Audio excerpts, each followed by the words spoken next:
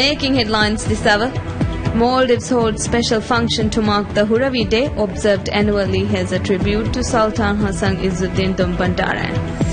Public Service Media signs agreement to provide courses offered by Malaysia's Lim Kok Wing University at PSM's Maldives Media Institute. And Egypt's top appeals court finds Hosni Mubarak innocent of involvement in the killing of protesters during the 2011 uprising that ended his 30-year rule.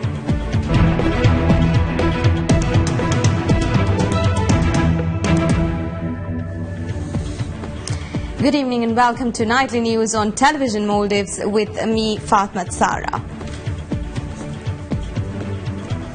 Maldives holds a special function to mark Hurawi Day, observed annually as a tribute to Sultan Hassan Izzuddin Dombandaran. In 1752 AD, on 13th Safar 1166 in the Islamic calendar, during the reign of Sultan Muharram Muhammad Imaduddin III, a South Indian expedition invaded the capital city of the Maldives, kidnapped the king and destroyed the palace. Many of the invaders remained, taking control of the Maldives.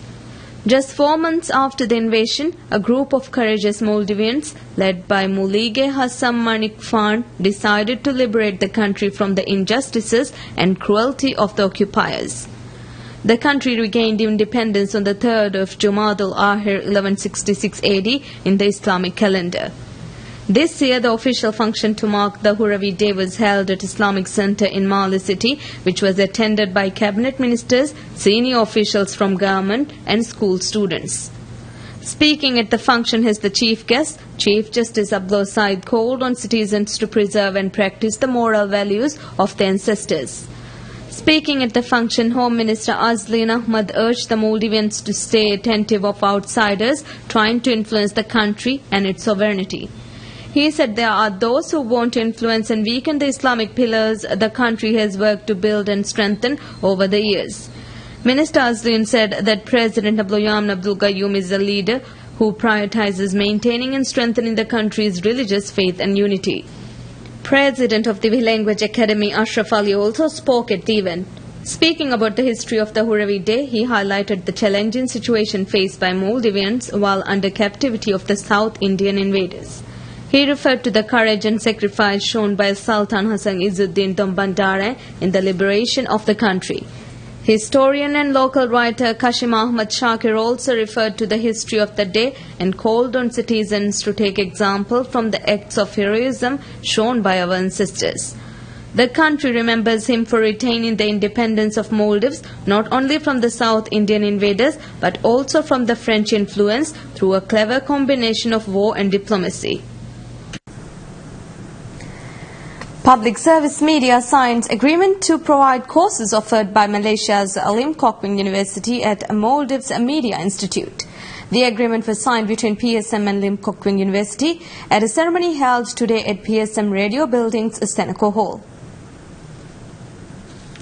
Public Service Media and Lim Kok Wing University of Malaysia today signed agreements to offer courses provided by the university at the Maldives Media Institute managed under PSM. As per the agreement, journalism-related courses, film production, graphics designing, animation and arts courses offered by Lim Kok Wing will be provided through MMI. The agreement was signed by PSM's chairman Ibrahim Umar Manik and Lim Kok Wing Vice President of Brand Creativity and Talent Development, Dato Tiffany Marie Lim.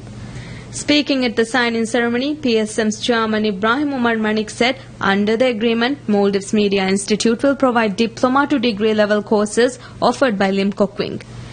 Managing Director of PSM Ibrahim Halil said that such an agreement will pave the way for media personnels to obtain higher education from Maldives. He added that this opens a door to provide further trainings and expertise to those working in the field of media. He further thanked the current administration, especially the President, for enabling the opportunity to further strengthen the media. Speaking at the ceremony, Lim Kok Wing Vice President of Brand Creativity and Talent Development, Dato Tiffany Marie Lim, said that it is an honor for their university to be able to assist in the development of media in a developing country like Maldives. We are very proud to introduce ourselves in the Maldives as our 14th country. and from now on we share a network of 1/3 billion visitors from 229 countries online every year. We are the most visited university online in the world. After the ceremony, the delegation from Lim Kok Wing University took a tour of the Public Service Media PSM's radio building and TVM building. From inception in 1991, the Lim Kok Wing University of Creative Technology has been sensitive to market demands because it felt a strong responsibility to produce graduates who are able to make a smooth transition from classroom to workplace. Lim Kok Wing University believes in associating with the best of the best to ensure that its programs and curricula are of international standing and are internationally recognized. The universities work with an international consortium of partner universities selected from among the best in their respective fields around the world. Lim Kok Wing has 13 campuses in Asia, Europe and African countries with over 30,000 students from 165 countries enrolled in its programs in different campuses. The visiting delegation from Lim Kok Wing University of Malaysia meets with Education Minister Dr. Aishad Shiham. The meeting was held today morning at the Education Ministry and was attended by senior officials from Public Service Media PSM. During the meeting, Dr. Aishad Shiham highlighted and thanked for the assistance provided by Malaysia, especially by Lim Kok Wing University, in further developing the education sector of the Maldives. During the meeting, Minister and Lim Kok Wing delegation discussed ways in which the university could assist the Maldives Media Institute of PSM to further improve and expand the field of media in Maldives. The delegation of Lim Kok Wing University is headed by Lim Kok Wing Vice President of Brand Creativity and Talent Development, Dato Tiffany Marie Lim.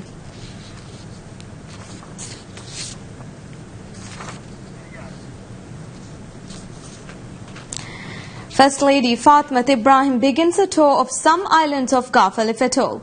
The First Lady's visit is part of M. Megathon campaign aimed at meeting and inquiring about the needs of vulnerable and people with special needs in the islands of Gulf Atoll. During her visit, she is scheduled to visit 4 islands in the atoll. The First Lady was warmly welcomed at Kudu Airport upon arrival this morning.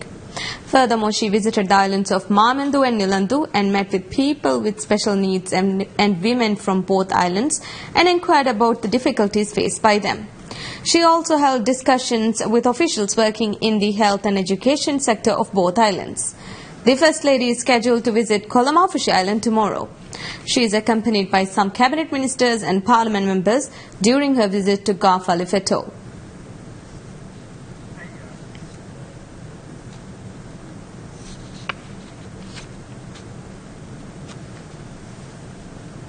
Ambassador of India to Maldives Akhilesh Mishra hosts a reception at the Indian Cultural Centre in Maldives to mark ITEC Day.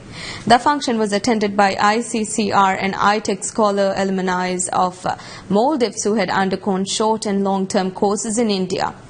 Speaking at the function, the Indian ambassador said that students who complete courses in India are provided technical expertise in respective fields as well as instilled with many life skill values.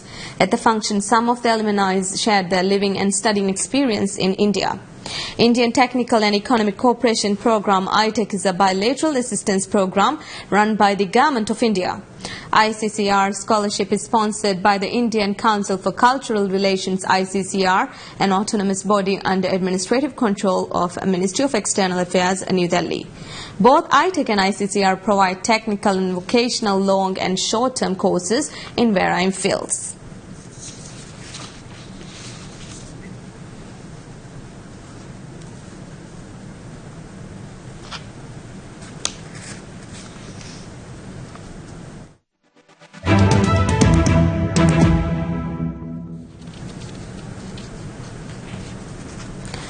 Maldives Association of Travel Agents and Tour Operators Matato opens opportunity for tourism stakeholders to participate in Riyadh Travel Fair 2017. Saudi Arabia's leading travel industry event, Riyadh Travel Fair, will be held at Riyadh from 7th to 10th of April. Matato says they decided to participate in the fair in order to further promote Maldives in the Middle Eastern market. Interested local tourism stakeholders have till the 14th of this month to submit applications to participate in the fair. The fair is organized by Assis Exhibitions and is considered as a significant annual event where leading travel and tourism companies in Saudi Arabia and Gulf countries gather, with exhibitioners representing tourist promotion authorities and tourist companies at the Arab and international levels. The fair is considered as a market for introduction of the tourist products and services, as well as investment provided by the most significant tourist companies in the world. The Mobile World Congress MWC closes in Barcelona, Spain, after 4 days of exhibition in which Chinese companies actively participated. The Congress gathered leading companies of the mobile phone industry to showcase their cutting-edge devices and new technologies. The event was attended by some 2,200 exhibitioners, attracting 101,000 industry professionals, over 160 government delegations, and nearly 4,000 representatives. Leading companies showcased at MWC the first signs of the 5G era, a technology that China has played an important role in developing. According to forecasts by trade association and event organizer GSMA, commercial 5G networks will begin to be widely deployed at the beginning of the next decade. The organizers said that it will be faster, allowing the support of a whole system of industries that will provide a new set of needs that 4G has not been able to support so far, such as robotic surgery or massive Internet of Things, among others. GSMA said that 5G connections are expected to reach 1.1 billion by 2025, adding that it will account for approximately 1 in 8 mobile connections worldwide. Experts said China's experience and knowledge plays an important role in 5G development. Chinese firms led presentations on new devices and also launched new technologies. It was recognized through the Global Mobile Awards as Chinese company Huawei received 3 prizes. Among the so-called Oscars of the mobile phone industry, Huawei gained the award of the Best Mobile Infrastructure, Best Technology Enabler, and Outstanding Contribution for LTE Evolution to 5G in the category of Best Mobile Technology. Huawei was also part of the Innovation City this year, in which it showcased some of the latest innovations on 5G drones, apart from launching new devices, including smartphones and a smartwatch. Visitors could also learn about an innovation city, the latest technology to protect the ocean environment, on security and automotive connectivity.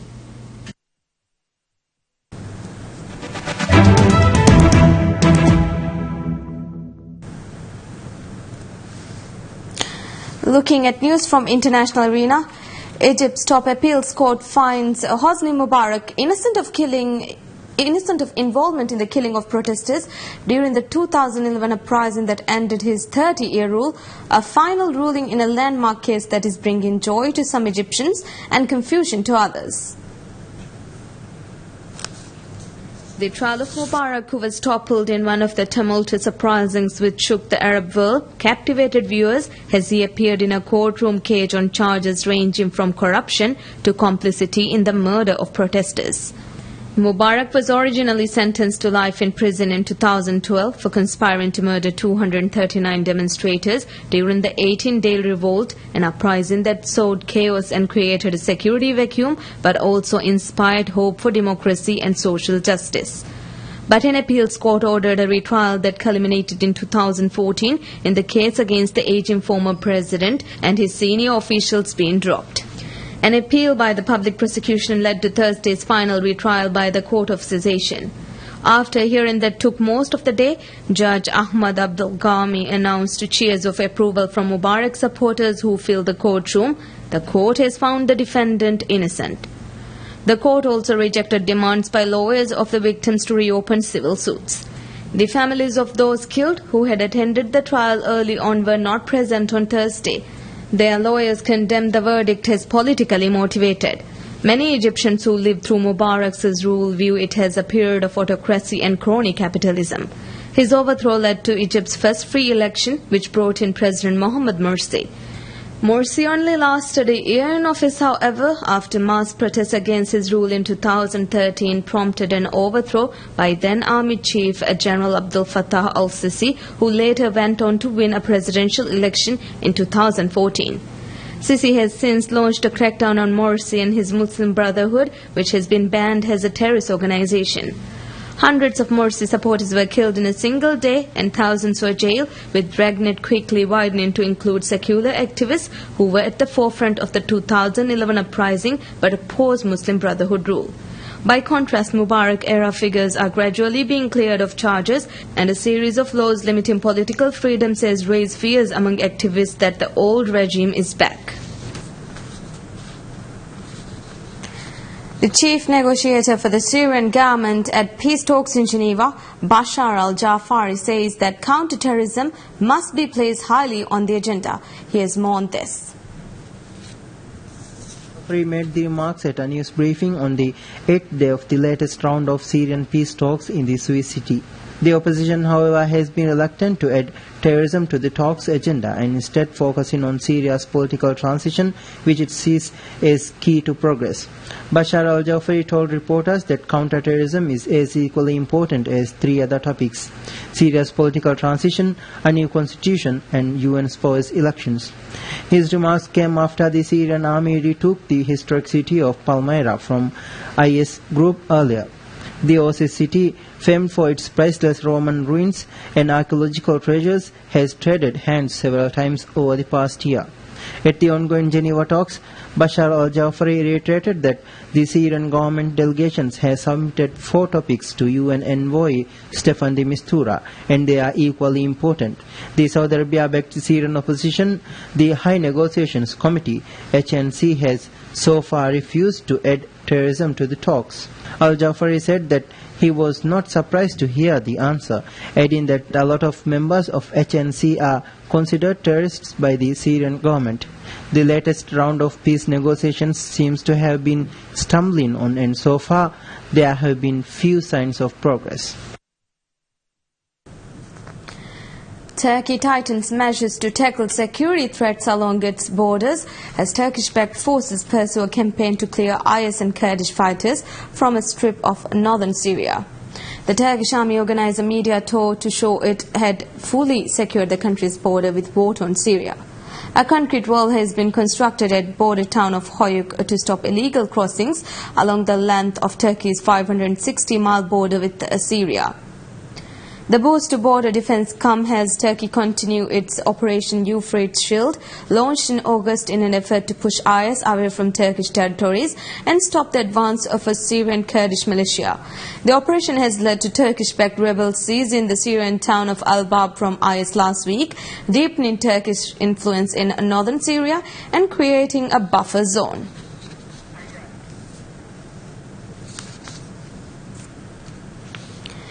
Saudi Arabia's King Salman visits the Indonesian House of Representatives and called for unity among Muslims. Ambassador Osama Muhammad Abdullah Al-Shuhaibi said Saudi and Indonesian military officers will train in each other's countries to counter IS militants, a centerpiece agenda among the pact signed between the King and Indonesian President Joko Widodo. Indonesia has grown increasingly concerned about security after several attacks over the past year blamed on supporters of IS group and has deployed at least 9,000 police and military for the 12-day visit. King Salman started his Asia trip in Malaysia, and as well as the Brunei stop, he will visit Japan, China, the Maldives and then Jordan.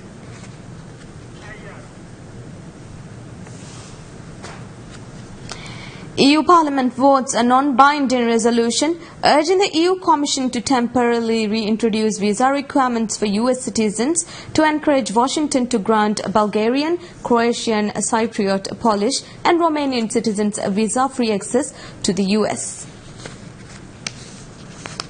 The European Parliament voted for a non-binding resolution urging the EU Commission to temporarily reintroduce visa requirements for US citizens to encourage Washington to grant citizens from 5 EU countries visa-free access to the US. In the resolution, MEPs urged the EU executives to adopt the necessary legal measures within 2 months. The resolution's text was earlier prepared by the EU parliamentary body's Civil Liberties Committee and got adopted by a show of hands. Citizens of Bulgaria, Croatia, Cyprus, Poland and Romania request a visa to enter the US territory, while US citizens benefit from visa-free access to all countries from 28-member bloc. In a statement, the European Parliament said the visa reciprocity mechanism requires EU Commission to adopt a delegation act to which both Parliament and Council may object, suspending the visa waivers for third country nationals for 12 months if their country does not lift its visa requirements within 24 months of being notified of non-reciprocity. The statement added the affected countries notified the Commission on April 12, 2014 that the US, Australia, Brunei, Canada and Japan did not implement visa reciprocity, but said the Commission had not yet taken any legal action on April 12, 2016. Australia, Brunei and Japan have since lifted their visa requirements for citizens of all 28 EU members, and Canada will do so on December this year. The leading Democrat on the House Intelligence Committee complains that FBI Director James Comey was tight-lipped when asked about investigations into any Russian meddling in the U.S. election during closed-door testimony in Congress. Representative Adam Schiff said the committee would investigate allegations of collusion between Republican Donald Trump's 2016 presidential campaign and Russia as part of its probe into allegations of Russian meddling in the election. But he said the FBI had yet to give the panel a full intelligence briefing and they will call Comey back. Schiff said the committee members questioned Comey for more than 3 hours about the scope of the FBI investigation. They asked whether any individuals may be the subject of any counterterrorism investigation. His Republican colleague and chairman of the House Intelligence Committee, Representative Devin Nunes, agreed that more information was required but was more optimistic on receiving the FBI's cooperation.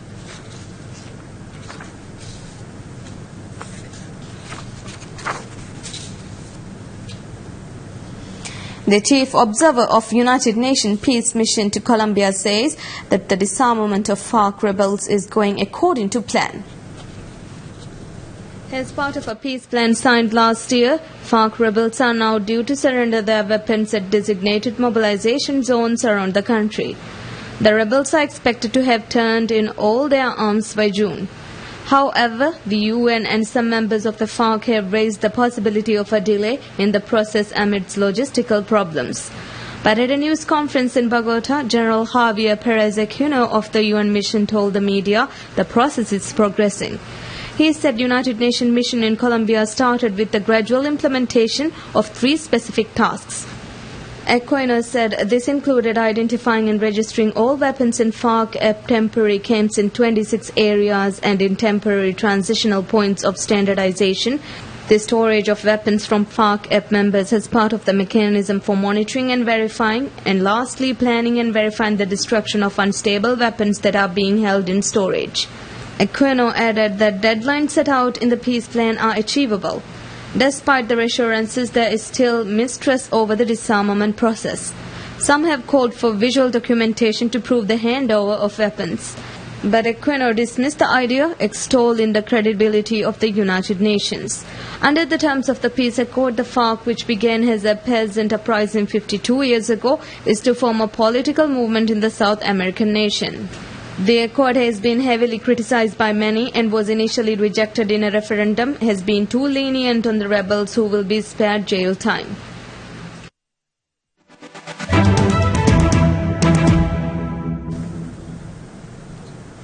And a quick look at sports. Atletico Madrid's Fernando Torres was carried off on a stretcher after wearing a neck brace after being knocked unconscious during his team's 1-1 draw at Deportivo La Coruna in La Liga. The former Spain striker Torres fell face down on the pitch in the 85th minute after challenging for the ball with Alex Bergantinos and required urgent treatment from the physios. Players from both teams looked concerned as an eerie silence fell over the Riazor Stadium while the home fans applauded Torres, who had regained consciousness as he left the pitch.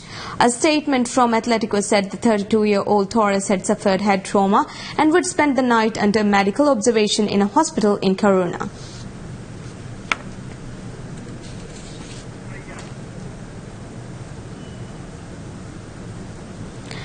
Second seed Rafael Nadal outdueled qualifier Yoshihito Nishioka in straight sets to advance to the semifinals of the ATP Acapulco International.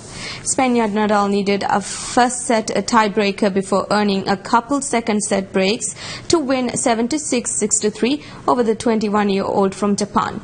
Nadal, who has now won 13 straight matches at this tournament, will face third seed Marin Cilic in a semi-final match. Croatian Cilic advanced in a walkover after opponent Steve Johnson of the US withdrew due to an injury.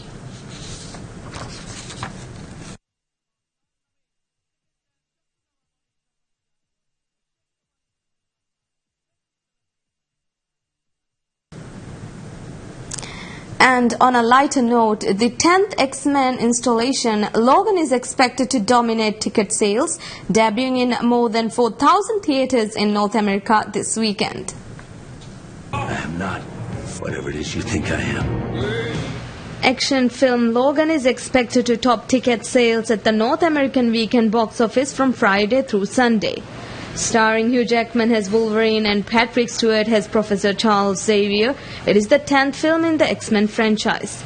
According to BoxOfficePro.com, it's expected to earn $86 million this weekend. So you guys coming up from the city? Yeah, we're just heading up for the weekend. Can I see your license, please? He wasn't driving. Rolling over from previous weeks, horror film Get Out is set to add an additional $22 million to its domestic total of $71 million. The Lego Batman movie is expected to add an additional $12.2 million to its worldwide earnings of nearly $230 million. John Wick Chapter 2 is expected to see $5.6 million added to its $128 million in global sales. Also debuting this week at the box office is faith-based film The Shack, starring Octavia Spencer, which is predicted to rake in $12.5 million. You want some help over there? I'm okay. I'll have some dinner tonight. Maybe next time.